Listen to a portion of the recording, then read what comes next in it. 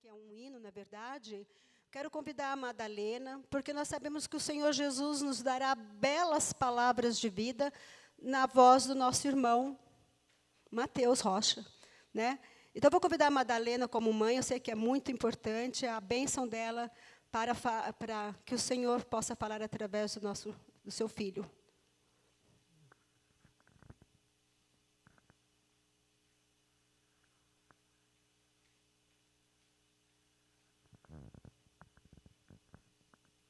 Vamos ficar em pé, igreja? Senhor Deus, neste momento, ó Pai, abre nossos corações, Senhor, para aquilo que o Senhor quer nos falar. Especialmente te peço que o Senhor, que o Teu Espírito esteja agora sobre a vida do Mateus. Senhor, aquilo que o Senhor já falou com ele, Pai, que ele já conversou contigo, Senhor, nos momentos de devocionais, se preparando para este culto, que venha, Senhor, de encontro ao nosso coração, Pai. Que não seja, Senhor, a boca dele, Senhor, mas que seja, Senhor, a Tua boca falar através da vida dele. Muito obrigada, Deus. Tira de nós tudo aquilo que venha nos impedir, Senhor, de Te ouvir. Tira tudo aquilo que é distração, tudo aquilo que nos atrapalha e que possamos, ó Pai, ter nossa mente, nosso coração, Senhor, abertos para Te ouvir. Em nome de Jesus. Amém.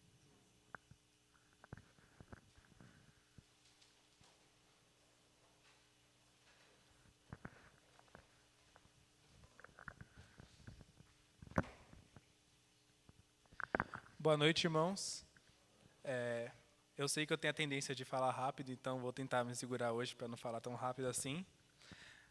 Eu tinha pregado aqui uma vez já, foi em 2015, faz um tempinho, e eu sei que eu falei rápido daquela vez lá, então vou tentar me segurar.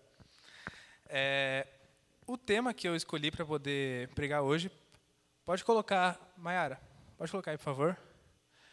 É algo que a gente tem conversado muito aqui na igreja sobre pequenos grupos, células, como fazer a igreja talvez crescer, porque a gente percebe que às vezes muitos irmãos não aparecem mais na igreja, seja porque ou mudou de igreja ou se afastou da fé em Deus. E a gente fica muito preocupado talvez com alguns números, né? Então vem na nossa cabeça, a gente tinha tantos membros, agora a gente tem menos. A gente tinha tantas atividades e agora tem menos. Tinha tantas pessoas na célula e agora tem menos. Como a gente deve pensar realmente o crescimento da igreja? A igreja deve crescer em número ou em qualidade, ou nos dois? Uma coisa está ligada à outra ou não? E para isso eu queria convidar vocês a ler o texto de Efésios 4, 14 a 16. A carta de Efésios, capítulo 4, os versículos 14 a 16.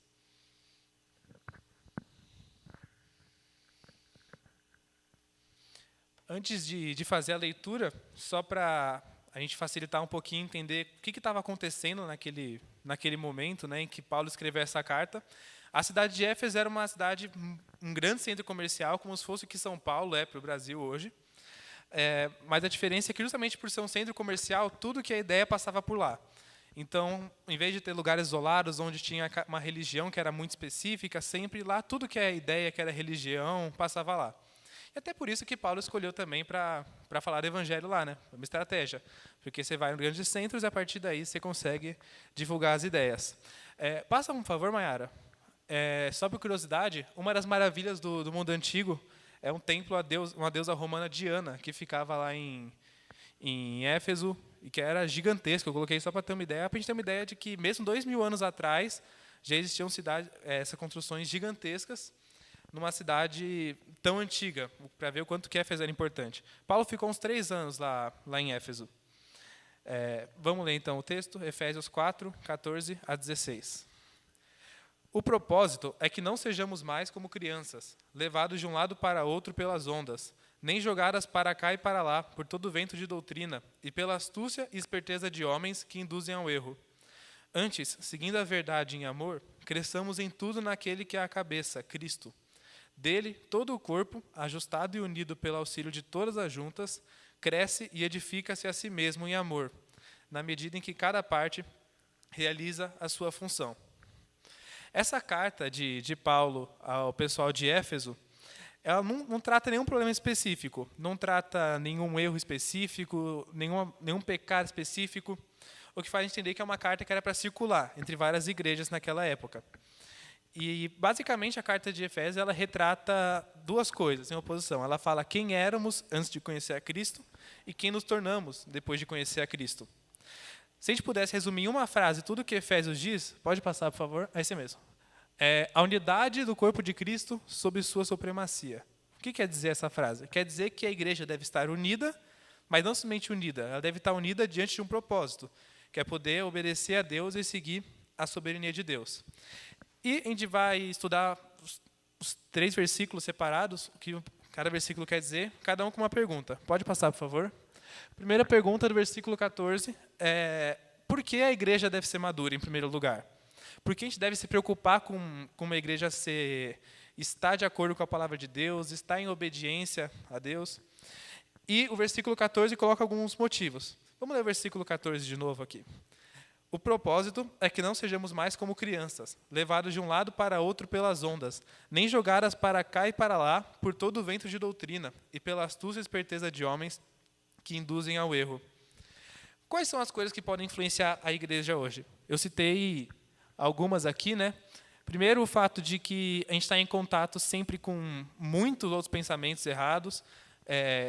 Na universidade, principalmente, a gente vê que muita coisa errada é dita, as pessoas assumem isso como verdade para elas, porque talvez nunca tenham pensado sobre isso. Eu lembro que na escola, desde o ensino médio, eu ouvia que o homem é naturalmente bom, por exemplo, o homem nasce bom e depois a sociedade corrompe o homem. Enquanto a Bíblia fala o contrário, a Bíblia fala que o homem é pecador e que o homem precisa de salvação. Outra coisa que pode atrapalhar a gente, como igreja, a poder servir a Deus, é quando ele fala aqui no versículo, jogados para cá e para lá. Eu fui pesquisar aqui que isso significava, né, essa expressão toda, jogados para cá e para lá, no original é uma palavra só. Essa palavra é a mesma palavra que dá a ideia do que é periférico, sabe? Periferia, que está em volta, que não está no centro. Uma igreja que não é madura, ela não está centralizada em Cristo. Ela está para lá, ela vai para cá, ó, isso aqui tem um modelo que pode ajudar a gente, isso aqui pode fazer a gente crescer, e busca algumas coisas que talvez não sejam erradas em si, mas não está com foco em Cristo. Ao invés de buscar Cristo e buscar como eu posso me aproximar mais de Cristo, a igreja acaba buscando outras coisas. Isso se manifesta na nossa vida pessoal também. Sem pensar na igreja, a gente pode pensar como nós mesmos, como membros da igreja, como cristãos, que muitas vezes a gente busca soluções para os nossos problemas em muitas coisas que não são Jesus. A gente vê que a gente tem algum pecado, e em vez de buscar nos aproximar mais de Cristo, a gente tenta esconder, ou a gente tenta disfarçar, ou tenta fingir que não é pecado. A gente passa por alguma dificuldade na nossa vida, e em vez de confiar totalmente em Cristo, a gente escolhe guardar a ansiedade para a gente, sofrer aquela ansiedade, amargurar. Tudo isso faz a gente ficar longe do centro do que é Jesus. Se a gente estiver do centro, que é Jesus, a gente sabe que a gente está maduro, porque a maturidade da fé nos leva a isso.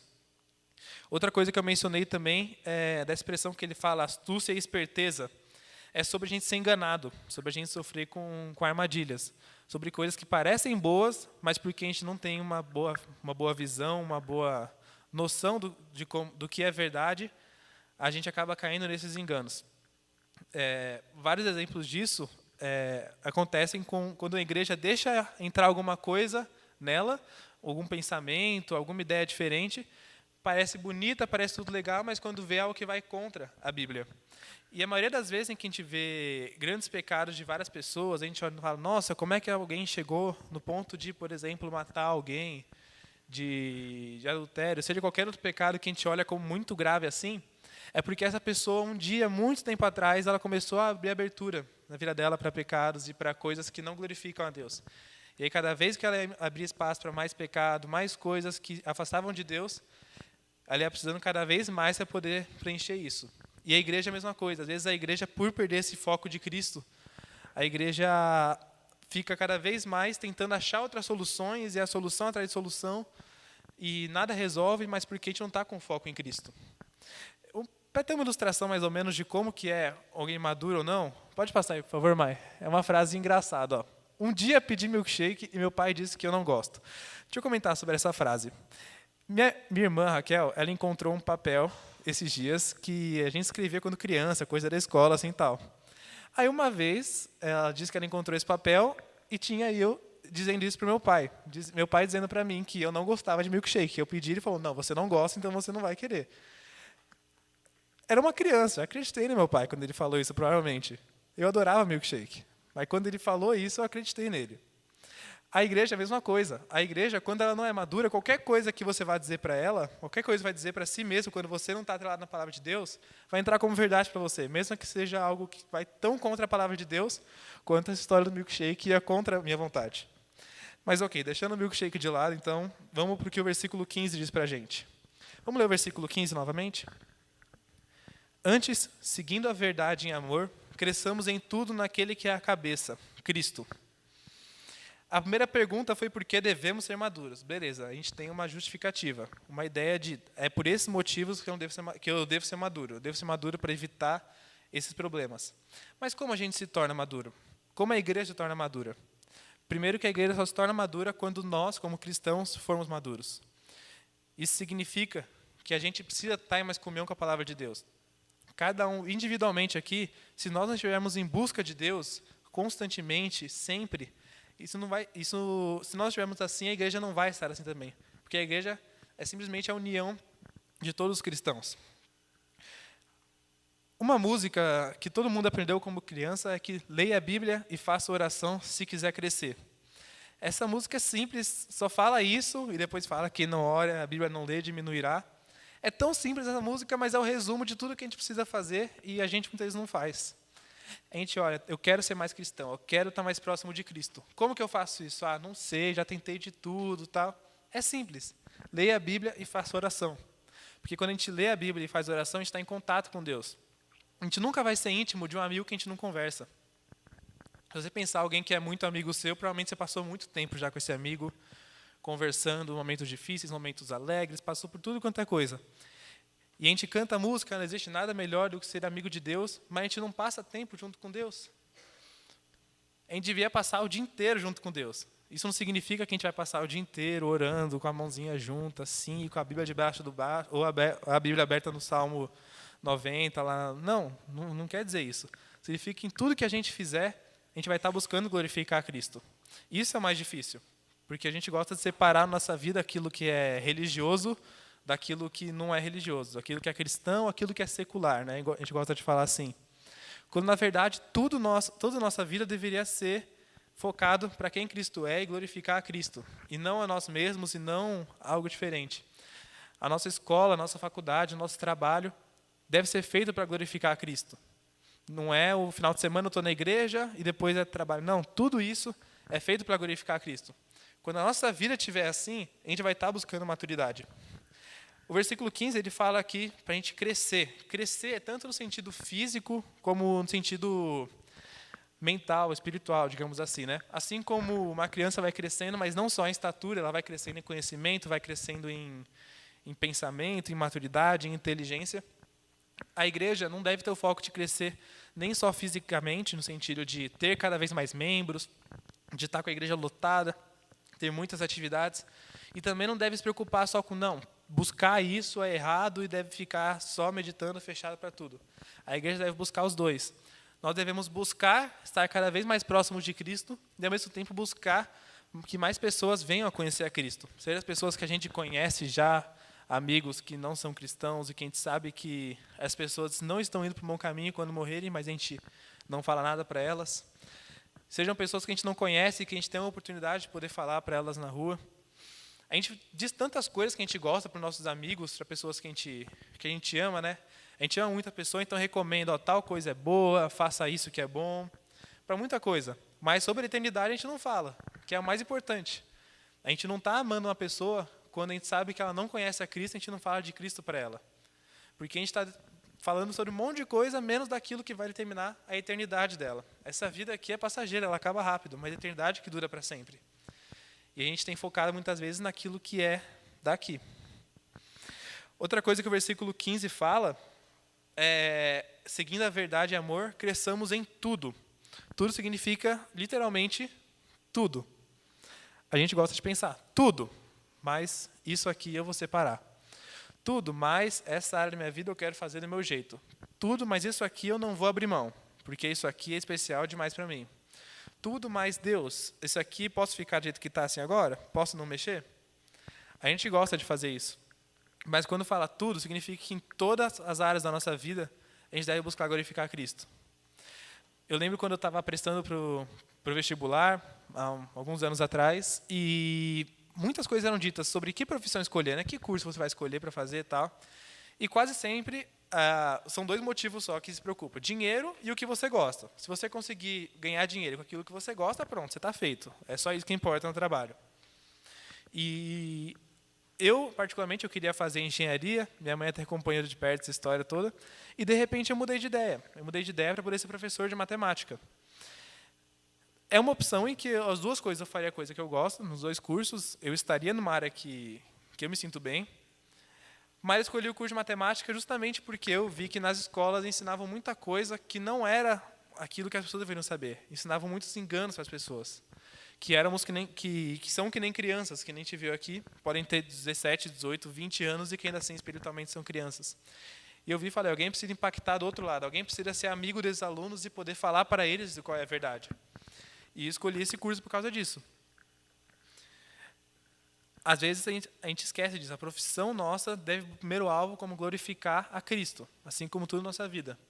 A gente não deve trabalhar, a gente não deve estudar ou fazer qualquer coisa simplesmente porque a gente depende disso. A gente deve fazer isso como uma oferta a Deus. Deus, eu estou aqui oferecendo meu trabalho, meus estudos, ou seja o que for, para glorificar a Ti. Pode passar, por favor. Essa é a imagem que eu achei na internet. Talvez já tenha visto alguma imagem assim, de alguma pessoa que toma muita bomba e toma várias coisas assim no corpo para poder ficar forte, ter uma boa aparência e tal. E esse é um caso em que deu bastante errado. É até feio de olhar uma imagem dessa assim, dá uma aflição. Isso que acontece quando a gente começa a querer crescer na igreja sem ter o alvo certo, sem crescer de forma saudável, sem crescer de forma madura. A gente vai introjetando coisa no corpo de Cristo que não é o próprio Cristo e pode estragar a gente, assim como foi esse homem da imagem. Eu nem quis pesquisar mais depois que fiquei tanta aflição de olhar isso. Vamos ler o versículo 16 agora, para a terceira pergunta de hoje. Dele, todo o corpo, ajustado e unido pelo auxílio de todas as juntas, cresce e edifica-se a si mesmo em amor, na medida em que cada parte realiza a sua função. A pergunta desse versículo é: o que a maturidade traz para a gente?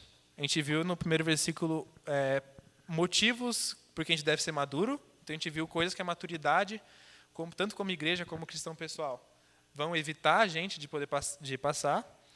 A gente viu na segunda pergunta o que faz a gente ser maduro. E a terceira pergunta é: tá bom, quando eu for maduro, o que vai acontecer? Quando a nossa igreja for madura, a nossa igreja tiver centrada em Cristo, o que vai acontecer com a gente? Primeira coisa é que a gente vai ver que todo o corpo cresce. É isso que o versículo fala.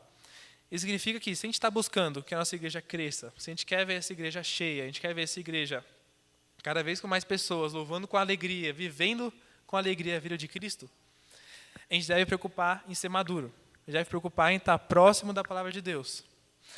A gente quer crescer como igreja, mas a gente não fala o básico do evangelho. A gente não fala sobre que Jesus morreu na cruz pelos nossos pecados. Se a gente não fizer isso, a gente vai crescer, mas não de uma forma saudável. E não da forma que Deus quer que a gente cresça. E a partir do momento que a gente começa a crescer, o primeiro versículo fala que a gente cresce, o corpo cresce ajustado. Ajustado é como se fosse consertado mesmo, algo que estava quebrado e a gente conserta. Porque todos nós somos pecadores. E a partir do momento que a gente consegue se reunir como cristão, como povo de Deus, com o foco de glorificar a Deus, com o foco de estar dedicando toda a nossa vida a Deus, nós somos como se fossem vasos que foram consertados por Deus para poder servir a isso. A gente estava quebrado, em pecado, nossos sofrimentos, e então Deus restaurou a gente, Deus deu nova vida para a gente, então a gente pode glorificar a Deus. O versículo também fala que a gente cresce consolidado. Eu fui pesquisar o que essa palavra significa também, e significa uma ideia de que a gente está unido, mas indo para um caminho certo. Não adianta nada a gente estar unido e unido não está indo para o caminho certo, né? A gente sabe que às vezes, eu vejo isso muito na faculdade, grandes festas, grandes coisas, o pessoal está unido, mas está unido fazendo coisa errada, unido fazendo besteira. Não importa se a gente está unido, a gente deve estar unido, buscar isso, mas no caminho certo. E qual é o caminho certo? O caminho certo é entender o Evangelho de Cristo, buscando estar próximo do Evangelho, falando do evangelho para as pessoas que não conhecem. O versículo também fala que a igreja se edifica. Essa ideia de se edificar naturalmente. É a diferença daquele crescimento que a gente viu do homem na imagem passada para um crescimento natural, onde uma pessoa melhora a alimentação, a pessoa faz exercícios, faz tudo isso até que a pessoa fica saudável. A igreja deve crescer de forma saudável também, assim como a gente deve crescer de forma saudável. Eu talvez, especificamente, não posso ser a melhor pessoa para dizer, porque a Priscila e a minha mãe estão rindo ali. Eu tenho muita dificuldade para comer coisa saudável, tudo isso, e é por isso que, às vezes, eu tenho bastante dificuldade para poder estar mais saudável. E eu sei qual é o caminho, mas ainda assim eu tenho dificuldade com isso. E a gente, como cristão, é a mesma coisa. A gente sabe o caminho, a gente sabe como se tornar saudável, como estar próximo de Cristo, a gente sabe o que a gente deve fazer, mas a gente não faz. Não sejam como eu com os alimentos, então.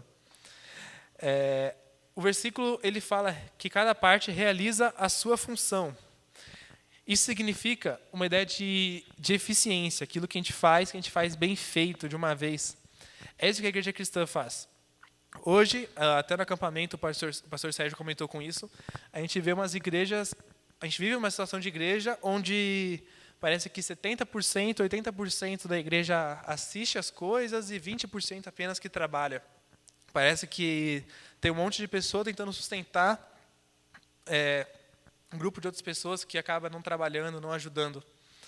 A igreja ela deve trabalhar como um corpo, unido. Assim como o nosso corpo não é só uma parte do corpo, uma célula, um órgão que faz, mas é o corpo inteiro trabalhando junto, a gente deve fazer a mesma coisa. Um é a mão, o outro é o pé, essa analogia que a gente ouve tanto assim, e a gente acaba não praticando. A mão não pode fazer o trabalho do coração de bombear o sangue. Da mesma forma, o cristão não vai ter todos os trabalhos da igreja. A gente precisa que a igreja inteira esteja agindo. E a partir do momento que a gente tem certeza que Deus nos chamou, que eu sou cristão, eu sou salvo, então a gente tem algo para fazer.